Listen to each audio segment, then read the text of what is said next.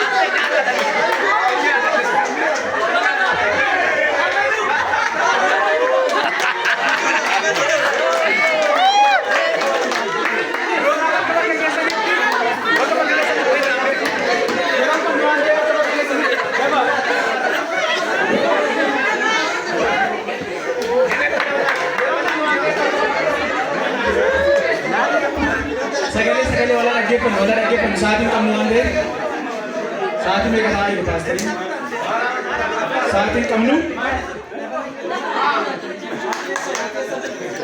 kana kan murteessu garee morkataa otoo hin taane isa dhaggeeffatu otoo hin taane daanyooliin kaawwamanii jiru waan ta'eef yaada kaasuu dandeessu inni kun akkas godhe inni sun akkas godhe jechuun ni danda'ama garuu murteessuun kan keessa miti daanyoolii eeggachuudha qabxii waliigalaa baasuu dandeessu kan ammas baasuu dandeessu kan darbes baasuu dandeessu waluma faana maayikii kennaa dhiifama barsiisa yeroo tokko namni kamiyyuu dhugaa dubbachuudhaaf asirratti sagantaan keenya mata duree isaa fi hiikti sagantaa keenya yeroo jaalalaati jedhe isa dhugaa isaa hubachuudhaaf jechuudha. Kanaaf as gubbaarratti miirri kamis dhaga'amuu hin qabu hin hubanna jedhee yaada namni kamiyyuu mo'ataadha dhugaa dubbachuudhaaf. Namni kamuu mo'ataadha mo'amaan hin jiru jechuudha. Kanaaf iyyuu akka ruktaa yeroo rukutamu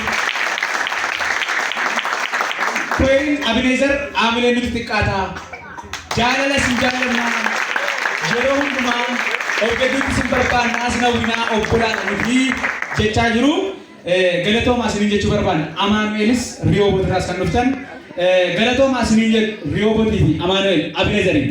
Kanatti aansuudhaan qabxii dhageenyaa barsiisaa fi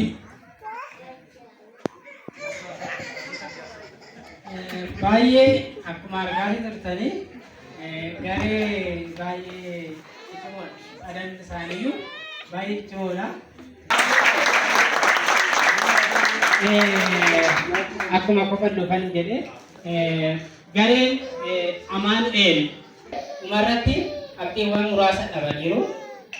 Kanaaf sadarkaadhaan Amaanu'eel sadaffaa qabatanii Aamilee kennaaf qabxii isaas asirra keenyarraa isinis laalaa turtanii akkasuma immoo gara duubaa kan turan dhumarratti gara fuulduraatti kan dhufanis jiru garee sadarkaa lammaffaa qabatee Abinezer Aamilee hin jiru singomataa jiru. Kam akka qabeen beektu garee takkumadhaan xumureera hundumaafuu Aamilee laadhaa. Hundumaaf yeroo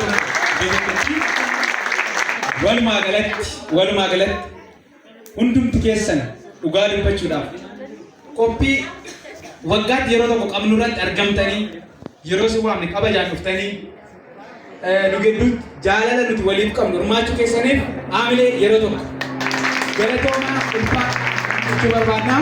Paasterii dabalatee